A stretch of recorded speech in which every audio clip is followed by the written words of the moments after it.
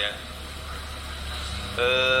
Dalam puisi yang tadi Buya sampaikan yang berjudul Orang Hebat, saya mengambil beberapa hal dari puisi ini bahwa kriteria orang hebat ini sangat simpel, namun sangat mendobrak sekali batasan orang hebat ini dengan keumuman manusia pada umumnya atau pemahaman kita selama ini.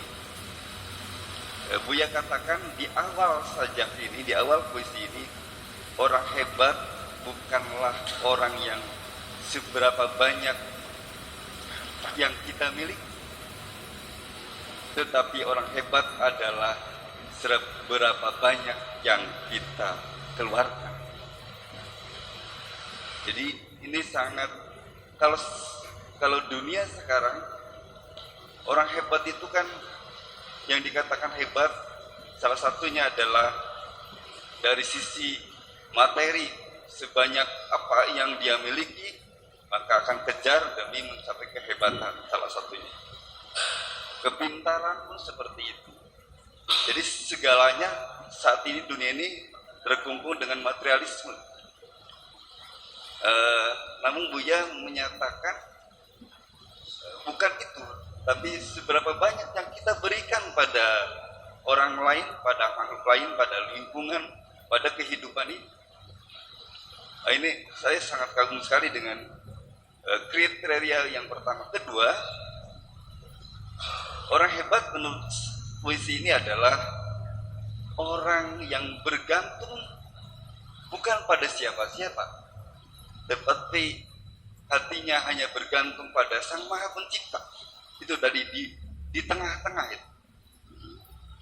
Dan itu lebih mengagumkan lagi. Orang hebat ternyata tidak mementingkan dunia, tidak menggantungkan kehidupannya pada makhluk. Tapi orang hebat menurut Buya dalam puisi ini adalah orang yang selalu menggantungkan segala hal kehidupannya pada yang menciptakan kehidupan ini. Itu yang kriteria yang kedua. Yang ketiga, kata Buya di yang puisi ini, orang hebat adalah, saya lupa lagi coy. Ada yang ketiga itu. Nanti saya sampaikan ke kedua, Buya saya mensoroti pembukaan tadi waktu di Dalil Quran dibuka. Buya menyampaikan bahwa salah satu tanda orang yang cinta kepada Allah, beriman kepada Allah adalah mengikuti Rasulnya. Cinta taat pada Rasul itu bukti cinta kepada Allah. Itu dalam pembukaan tadi awal. Saya menafsirkan artinya ketika kita akan mengejar cinta kepada Allah, tentu koridor atau pintu yang harus kita lalui adalah cinta kepada Rasul. Artinya segala hal yang dilakukan oleh Rasul, yang dilakukan, yang menjadi hobi Rasul, yang menjadi sebuah adat istiadat Rasul, maka itu menjadi sebuah jalan yang kita tempuh. Saya menyimpulkan begitu, Bu ya.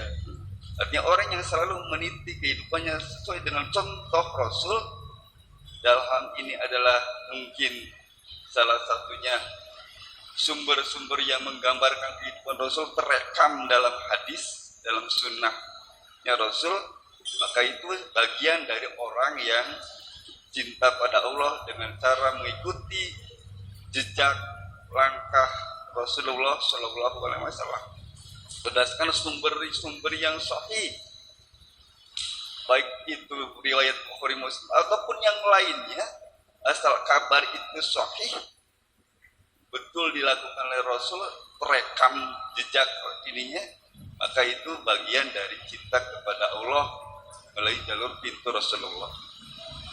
Nah itu Bu ya, mungkin itu mohon penjelasan lebih dalam terkait ini. Saya khawatir kalau kita selalu mengkritisi umumnya keberadaan sabda-sabda Rasul mami terkikis satu persatu, saya khawatir juga kita tidak cinta pada Rasul. Ada kekhawatiran gitu Ibu ya? Begitu. Itu saja mungkin.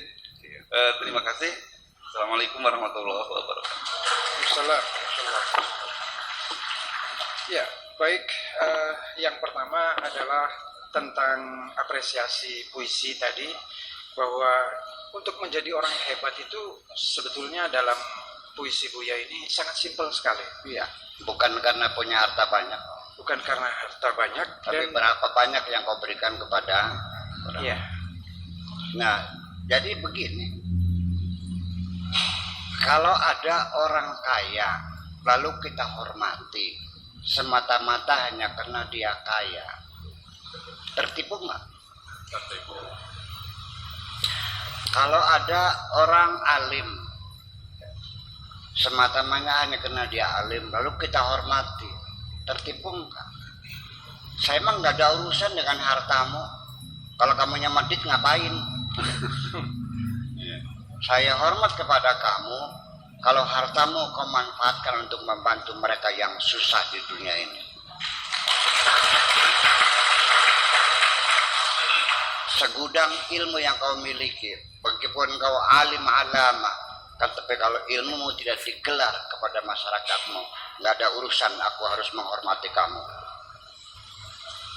Betul nggak? Ya. Lihat cewek cantik juga, kalau nggak bisa dipegang ngapain? Iya jelas loh. Ngapain? Iya. Ngapain? Sama kalau gitu sih. Memang juga pikirin, kan gitu. Ya, jadi ya seperti itu. Jadi kamu yang merasa cantik juga jangan gede kepala dong. Belum tentu orang senang sama kamu semua kok. Ya kan begitu. Ya. Kamu juga yang kaya jangan berharap penghormatan karena kamu kaya. Tetapi realita di lapangan orang yang tertipu itu banyak. Termasuk kiai yang berceramah di atas mimbar juga mengatakannya begini. Kiai zaman sekarang harus kaya, kalau tidak kaya tidak dihormati. Ya. Jadi ketertipuannya ditularkan kepada orang lain. Gitu.